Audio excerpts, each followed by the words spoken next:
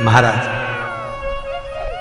आज पुत्र एकादशी है। जिस नारी को संतान नहीं हो रही हो, बहुत प्रयास कर लिया हो, पुत्रदा एकादशी पूरे साल में 2 बार आती है।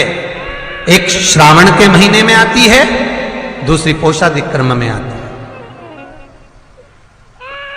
पुत्रदा एकादशी होती है, ये संतान की वृद्धि करने वाली होती है। शंकर जी के मंदिर में जाकर, भगवान शिव के मंदिर में पूजन करके घी का 1 कटोरी में घी और 1 कटोरी में खीर शंकर के सामने रख देते हैं।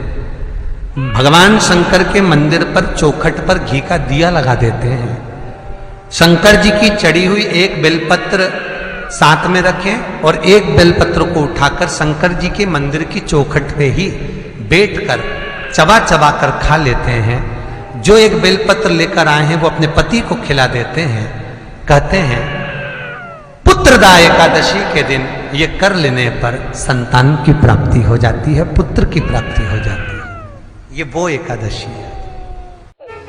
हमारे यहाँ तुलसी के कुंड का भी विधान है। गोल कुंडा है ऐश्वर्य देगा, चौकोर कुंडा है। आप लोग कई बार देखे होंगे किसी के यहाँ चौकोर तुलसी का क्यारा होता है, कुंडा होता है, वो वंश बढ़ाता है। षडाकृति का है, वो धन देता है, संपदा देता है। दोष हमारा है, हम तुलसी के कुंड के नीचे शंकर जी को रख देते हैं। क्यों? कि यहीं तुलसी जी को पानी चढ़ाएंगे, यहीं शंकर जी को चढ़ा देंगे। दोष है। तुलसी के कुंड के नीचे हम सर्पदेव को रख देते हैं, नाग देवता रख देते हैं, पानी चढ़ाएंगे, पात्री रख देते हैं। नहीं, दोष।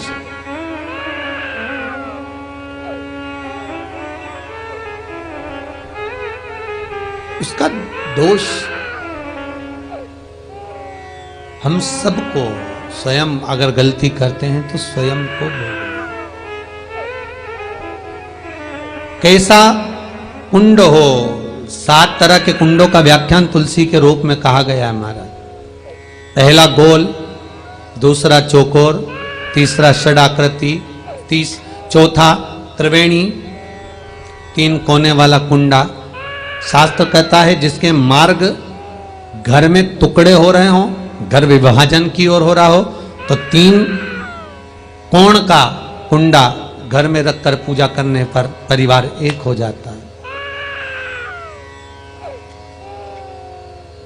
5वां, गार्डन में बिना कुंडे का, बिना कुंड का जो तुलसी का पौधा रोपित होता है, बिना कुंड के एक बगीचा जैसा बो दिया जाता है, तुलसी उत्पन्न हो जाती है। महाराज वहां पर संपदा तो रहती है पर चिंता बहुत रहती है,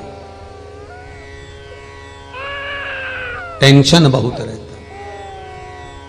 क्यों? घर के दरवाजे के बाहर इतनी सारी बगीचे में तुलसा कर दी।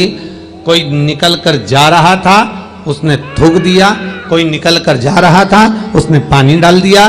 कोई श्वान ने, कुत्ते ने, किसी ने, बिल्ली ने गंदगी कर दी, उसका दोष आपको लगेगा। इसलिए कुंड के अंदर तुलसा का, तो वो धन तो देगा। जो तुमने बगीचे में तुलसा लगाई है, गार्डन तुलसा का करा है, वो धन तो देगा, संपदा भी देगा, पर चिंता को बढ़ा देगा।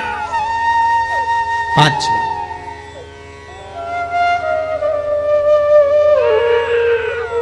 महाराज 6, तुलसी के कुंड को 3 धार पर लटका कर रखना। कई जगह पर आपने देखा होगा तुलसी का जो कुंडा होता है उसको 3 जो तार होते हैं, 3 जो चेन होती है, उस पे लटकाया जाता है। महाराज विष्णु पुराण उसका भी व्याख्यान करती है। महाराज वहां व्यक्ति के कार्य उन्नति की सीढ़ी की ओर बढ़ जाते हैं। जैसे भोजन की थाली लग गई, भोजन तैयार हो गया, बस खाने बैठे हो और थाली खसक गई, समझ लेना कि तुलसी को अधर पर लटका कर रखा है।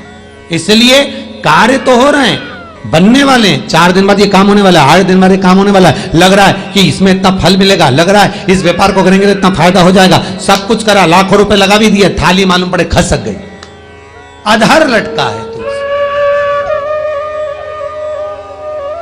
7 क्रम है तुलसी के, ये 6ठा क्रम बताया। तुलसी का 7वां क्रम,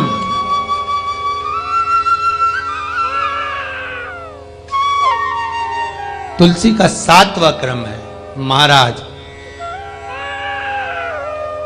तुलसी का कुंडा जैसा घर के आंगन में है, तुलसी का कुंड जैसे घर के आंगन में विराज रहा है, ऐसा ही छोटा सा कुंड भगवान के लिए रोपित करें। प्रतिदिन भगवान की सेवा करते समय तुलसी का कुंड सम्मुख रखकर उसकी आराधना करना, फिर उस कुंड को वापिस बाहर ले जाकर रखना, फिर दूसरे दिन पूजन के समय पर कुंड को लाकर रखना। हम तो यहां तक कहते हैं, विष्णु पुराण गर्ग संहिता कल्याण का तुलसी अंग यहां तक वर्णन करता है कि आप पूरे साल ये नहीं कर सकते तो कम से कम कार्तिक के महीने में भगवान के सामने तुलसी का छोटा कुंड, चौकोर वाला, गोल नहीं, चौकोर कुंड लाकर भगवान के सामने रखकर छोटा सा कुंड का पूजन कर कर भगवान के साथ उस कुंड को वापस बाहर विराजमान करें, फिर कल लेकर आए, फिर विराजमान करें। आप पूरे साल नहीं कर सकते तो 1 महीना